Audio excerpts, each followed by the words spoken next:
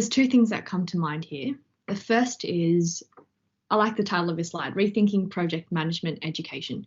So right now, something that's really strong is the project aspect. So testing all that knowledge, that's easy. You can just do a test, right? But these two other sectors, people and perspective, or, oh, I forgot what you called it. But anyway, those two, is that going to be something that's teachable and also testable, or is it more of like an experiential learning process? That's a really good question, and I'd like James to answer this too. Yeah. But with people skills, you think about it this way: if we all used to come from big families once upon a time, and coming from a big family, there's lots of different personalities, and you learn to deal with different types of personalities. So that was once upon a time. These days we come from small families, and I'm teaching in China, and in China there's all these one-child families, Right. and they haven't had this same exposure to lots of different types of people. So how do they gain their people skills? By trial and error. They keep making mistakes, and then finally they realize, don't say that, or don't do this. And so they learn by mistake. And I think if you get exposed to people with really good people skills, so I'm basically looking around different universities and trying to find the best people person in the whole university. And I'm trying to get that person to teach people skills.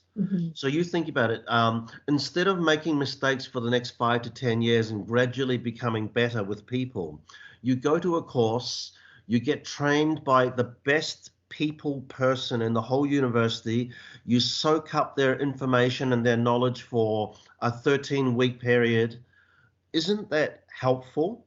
There's a limit to what you can be taught. The experience is very important, but still getting trained by the best person, the best people person that you know, will make a difference. Right. I'd quite like James to comment on this, because James is a reasonably good people person as well, and I'd love to hear what he thinks about this idea.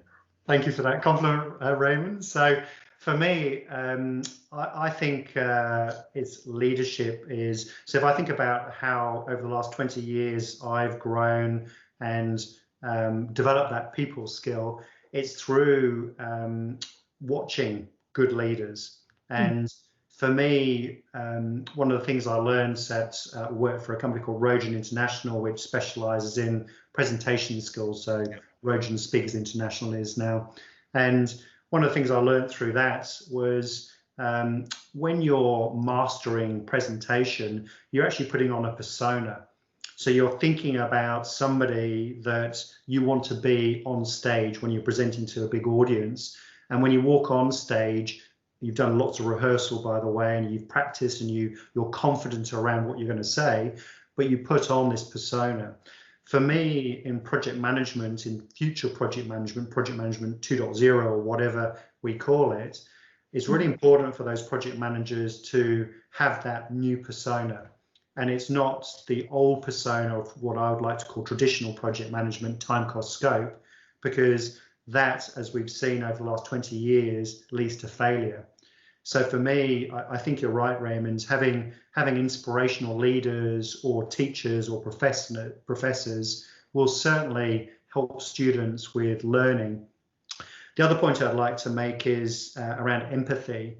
So empathy you naturally have or you don't. So for me, I think another element that's really important is to know whether you are naturally empathetic or not. And you can't be the judge of that.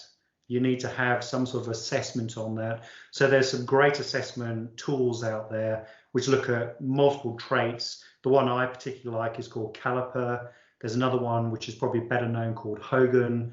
And they look at somebody's natural traits. So what are they naturally good at? And it's all relative. So there's no right or wrong.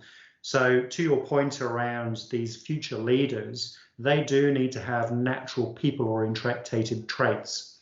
Because if you put somebody that's dominant around research, detail, into a leadership role, the likelihood is they'll focus down on the detail rather than think about the people. And you can hear that in language. So often people will talk about a process first rather than the people first. So it's quite easy to pick up on, what is their natural traits, what is their preference, what's their preferred style in what they say first. So I think all of these are good combinations around, how do we as a profession improve success rate ultimately with those that we are teaching and supporting.